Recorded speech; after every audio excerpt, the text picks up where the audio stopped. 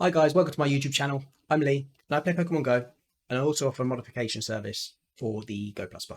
Okay, as you know, it was released and people assumed it would be a auto catcher for Great Balls and Ultra Balls. Sadly, it doesn't out of the box. So the Go++ will only throw Pokeballs out of the box, and that's where I come in because I modify and sell Pokemon Go++'s ready out the door to you guys already with the modification, so you can auto throw with Great Balls and Ultra Balls.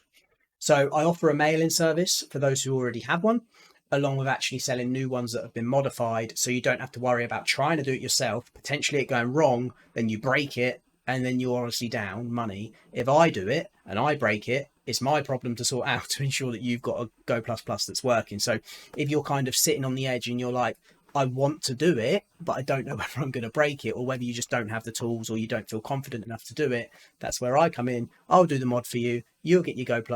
It will do what it says on the tin. So what I'd like to show you is what it does and what it looks like. So out of the box, you have a charger. Okay, so you have your normal charger, and you also have a lanyard, but I'm not going to sit here and show you a yellow lanyard and a charger because we all know what they look like. So it's just a lanyard that you can put around your wrist. So in terms of modifications and how it looks the same. So in terms of what it looks like out of the box, it looks very similar. The only difference is just here. There's a little switch. Okay. And what that switch does is enables the auto catching with Ultra Balls and Great Balls and also Pokeballs. So if you want it to just throw red balls because you're low on other balls or they're the only balls that you've got, you can still do that. All right. So there's a few things that I offer. All right. So the speaker is usually removed, and I recommend removing it because the hole where the speaker sound usually comes out of now has a switch there. So the speaker doesn't work as well because obviously I have to put it in a different location so that the switch can come through. Okay, so I recommend removing the speaker, but I understand that some people might want to keep the speaker. The speaker doesn't sound as good, obviously, as a standard one out of the box because there's no hole for the speaker noise to come out of. However, I'll be honest, I didn't like the speaker anyway, and it didn't sound great anyway, to be honest. And Pikachu gets annoying after a while. The novelty wears off fairly quickly. So I also offer to dim the lights. So the one I'm showing you here, if you look at the light, I don't know how bright it actually looks. If I put my hand there, it might make it look brighter, but the lights are quite bright out of the box. So I do offer to dim the lights if you want. No additional cost for something like that. And again, if you want to keep the speaker, I'm not going to charge you extra money or anything like that for doing that. So that's just a request you can put in a message when you order, or if you're mailing your own one in and you would like to keep the speaker, I can do that for you. So how does it work? So with the switch in the off position, it will function like a standard Go++. So if it's in the off position, what will happen is if you then turn auto catching on in game, it will just auto throw your red balls. Now, what I would say is don't do that because it will vibrate. So what these do out of the box is they vibrate when they auto catch. However, with the modification, they don't vibrate anymore when you auto catch, which is something that really annoyed people. So I'm kind of glad that that's something that can be sorted so you don't have to have the vibration when you're auto catching, and it will only vibrate when you put it in the manual mode with the manual button press, which, to be honest, once you've got it modded, you will never do that. It will be very, very rare if you ever do that. Okay, so again, like I said, switching the off position, it functions like a standard Go+. Switching the on position, it will obviously do the proper stuff. So if you switch the switch into the on position when you're not connected to the game, what you'll find is, can you see it flashing red?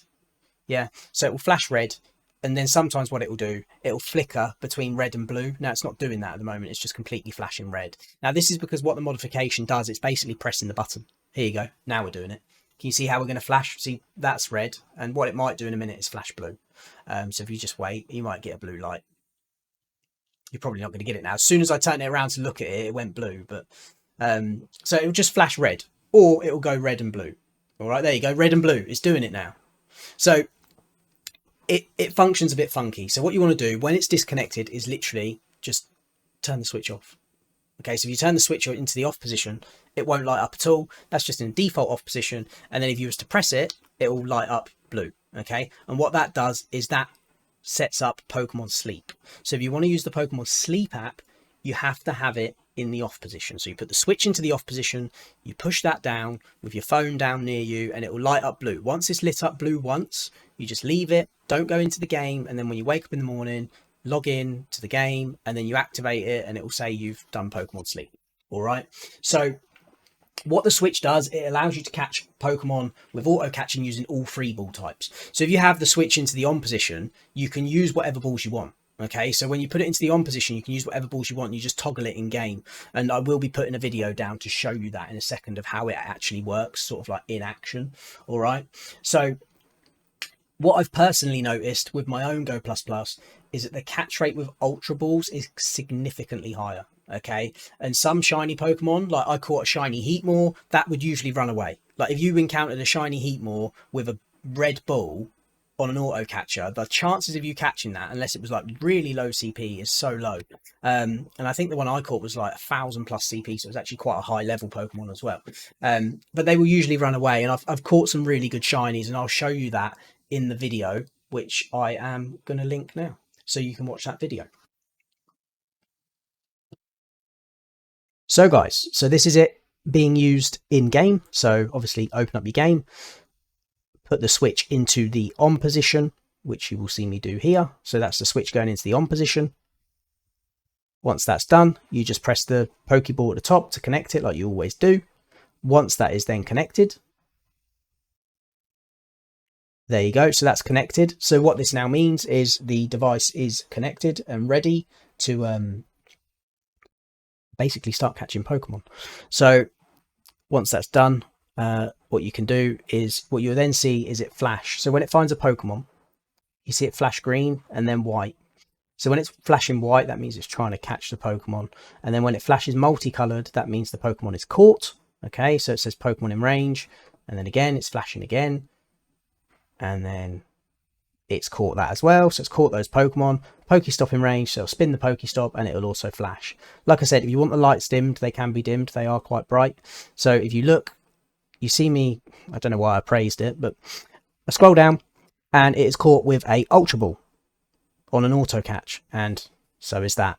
Okay, so that's just basically me showing you that it's using Ultra Balls on an auto catch without me having to press the button. And then if you look at what I'm then just showing you is some shinies that I've had through that Pokeball Plus, the Plus Plus. So that's on a Great Ball catch, that's on a Great Ball catch, that's just on a normal Pokeball catch.